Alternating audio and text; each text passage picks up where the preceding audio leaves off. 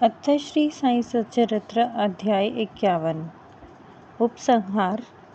अध्याय 51 पूर्ण हो चुका है और अब अंतिम अध्याय मूल ग्रंथ का 52वां अध्याय लिखा जा रहा है। इसमें हेमाड पंत ने अंतिम समालोचना की है और उसी प्रकार सूची लिखने का वचन दिया है जिस प्रकार की अन्य मराठी धार्मिक काव्य ग्रंथों में विषय की सूची अंत में लिखी जाती है। अभाग्यवश हेमाड पंत के कागज पत्रों की छानबीन करने पर भी वह सूची प्राप्त न हो सकी। तब बाबा के एक योग्य तथा धार्मिक भक्त ठाणे के अवकाश प्राप्त मामलतदार श्री बीवी देव ने उसे रचकर प्रस्तुत किया।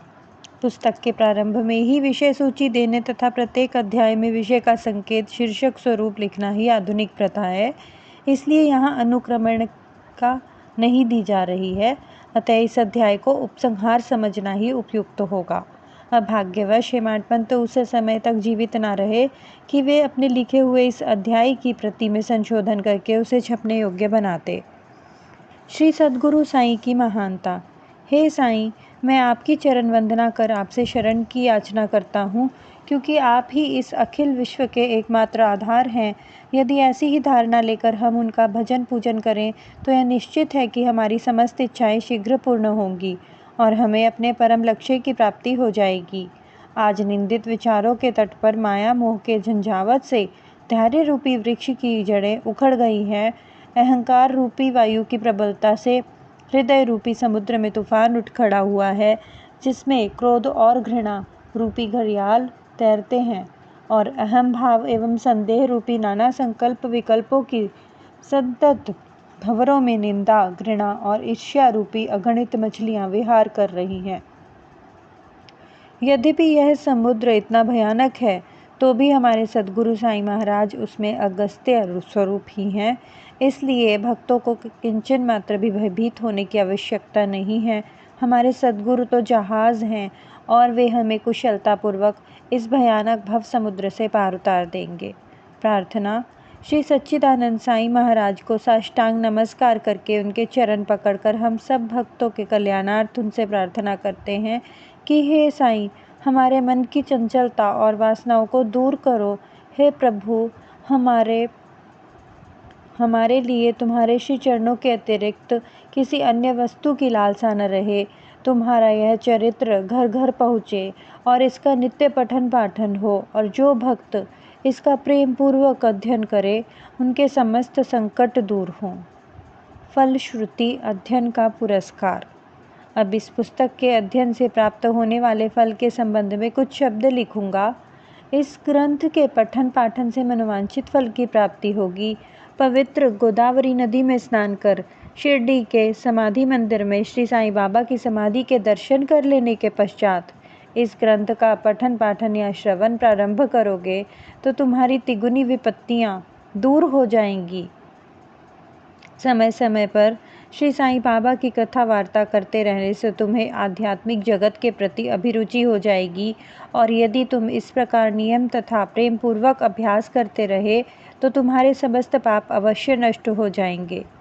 यदि सचमुच ही तुम आवागमन से मुक्ति चाहते हो तो तुम्हें साईं कथाओं का नित्य पठन पाठन स्मरण और उनके चरणों में प्रगाढ़ प्रीति रखनी चाहिए। साईं कथा रूपी समुद्र का मंथन कर उनमें से प्राप्त रत्नों का दूसरों को वितरण करो, जिससे तुम्हें नित्य नूतन आनंद का अनुभव होगा और श्रोतागण अधः पतन से बच जाएंगे। यदि भक्तगण अनन्य भाव से उनकी शरण आए तो उनका मैं नष्ट होकर बाबा से अभिन्नता प्राप्त हो जाएगी, जैसे कि नदी समुद्र में मिल जाती है।